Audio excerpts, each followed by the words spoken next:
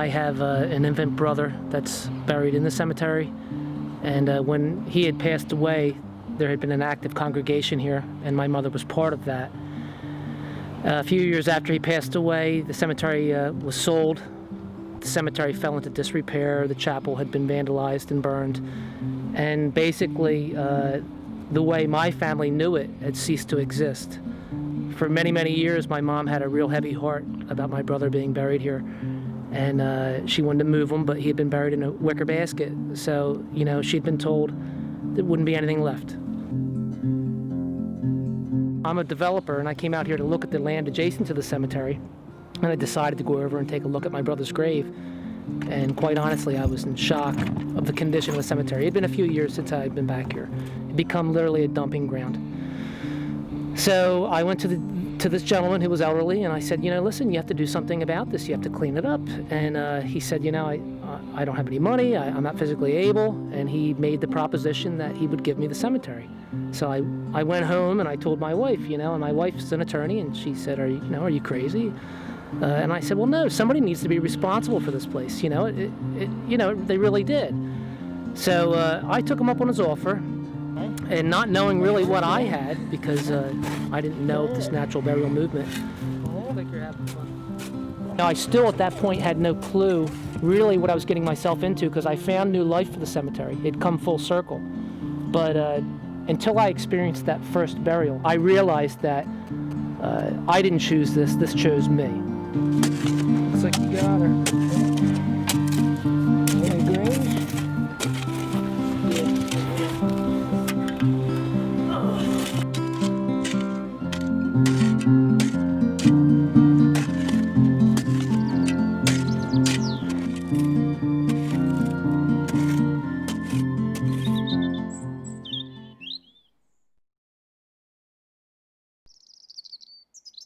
I'll get this out in a minute.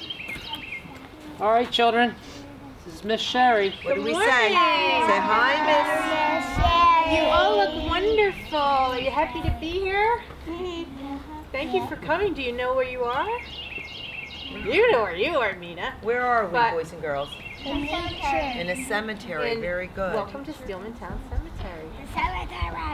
I first stumbled upon Steelmantown Cemetery when a mutual friend of mine came here to cut firewood for our respective wood stoves. And this friend introduced me to Ed and mentioned that he had this cemetery that dated back hundreds of years. Would I like to see it? I said, great. When I set foot on the property, oddly enough, I felt like I was home. Once I saw the place and Ed said, would you help me maybe do some trail work and things of that nature? I said, sure. The fact that it butts up against Belle Plaine State Forest it had all wonderful opportunities. When I saw everything that Ed had done to restore it, how beautiful it was, I said, someday I want to be buried here. I knew it immediately because I've spent a lot of time in the woods and been an environmental educator, and it seemed fitting and right. I never wanted to be cremated. I never wanted to be in a standard cemetery. It turned out within 6 months of finding this place, I got a diagnosis of acute leukemia and realized I needed to get my affairs in order way earlier than I expected.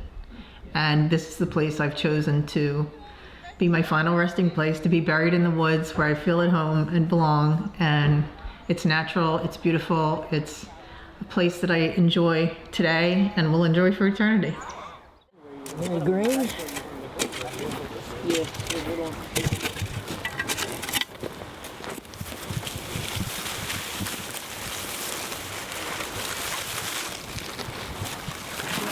So basically, around a month or two after I took ownership, I had read an article in the Atlantic City Press about natural burial and realized, geez, you know, I meet all this criteria. It was really quite unbelievable. And I truly, at one point someone said this was meant to be, and at this point in my life, I do believe that that's true. So I contacted the Green Burial Council and became certified. And we're only one of, around a dozen natural burial grounds, certified natural burial grounds in the country. All right, ready? Alrighty. Whew. We're proud to be a part of and glad to be a part of that. It's a whole different kind of funeral. It allows people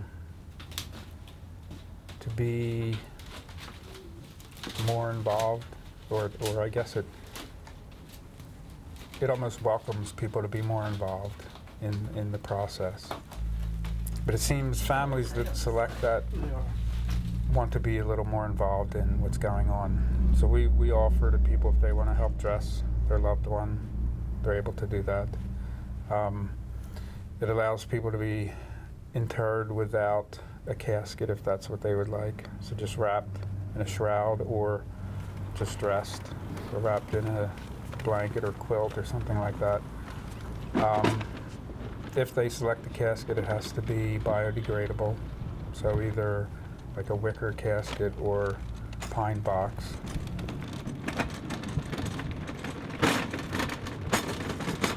Green burial is nothing new. It's the way it was done way for centuries and before the Civil War.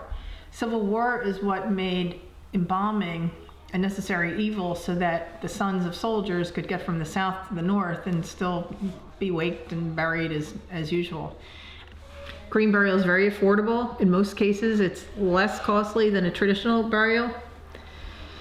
Although that's not truly what appeals to people for the most part. It's more of a mindset that you want to be returned to the earth.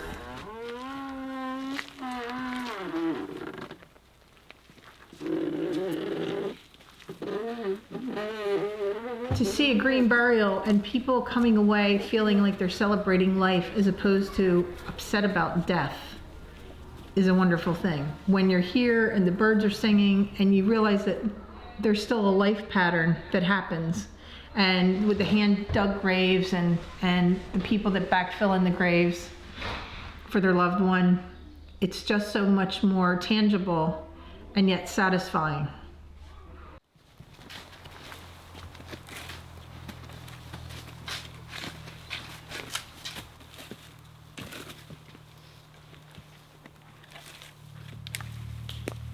This cemetery is about life, not about death. I mean, all you have to do is look around you and you're surrounded by life. And that's what it should be. This should be a happy place. Death is, obviously is, very painful. But this can ease the pain. It can make you want to come back and visit your loved ones. By giving the family the control back, by taking the family and from being the spectator and empowering them to be the participants again, I've realized that it's really become a very cathartic, very healing process. It's not for everyone, but for those of us who love the outdoors, love the woods, choose a simpler end to our lives, this is a one-of-a-kind place. That maybe I'll be fodder for the next pine tree to come back.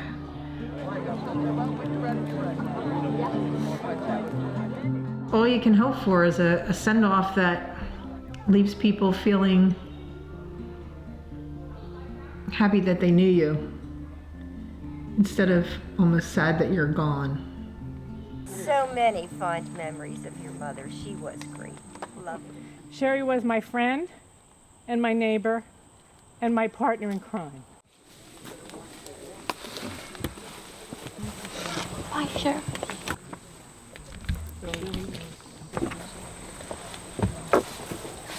When people come here to use this while they're living, it tends to make them understand that maybe this is a place where they might want to be in death.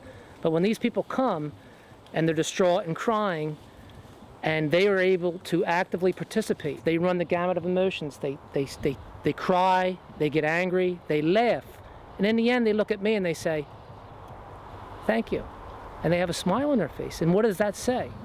I mean, that tells me that we're doing something really special. It is very rewarding,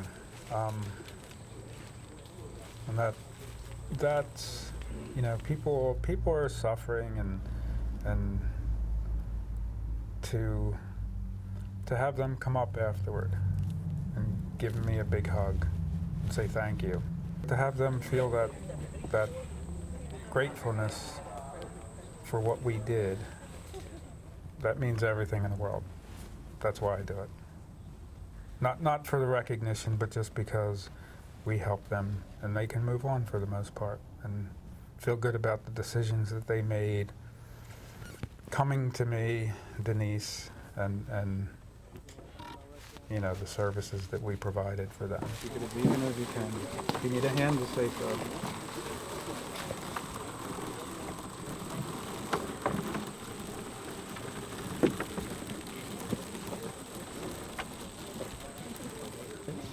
You know, I'm glad I did what I did, and it's changed my life forever. And hopefully, you know, we can reach people and make them understand that they do have the choice. This is a viable option, and you know, and I think it's a good one.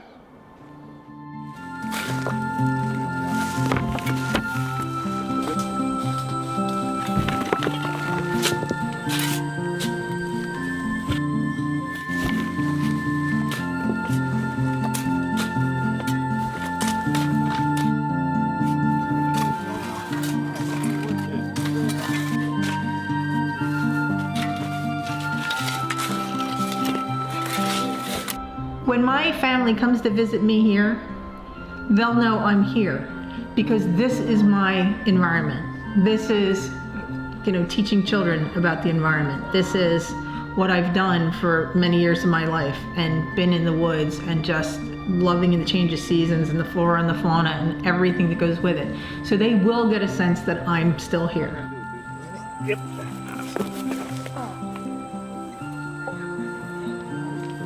Okay. Do we know, can we confirm this is her head? What if it's her It is feet? her Yes. hand. I put- She, you know, if it was on her foot, she'd tell you. Get off my foot. Yeah, right, she kick it off and be like, guys. My plot is right off the trail where I can keep an eye on things. Hopefully I'll be here for eternity. And a little bit of heaven as well. Aren't they the same thing?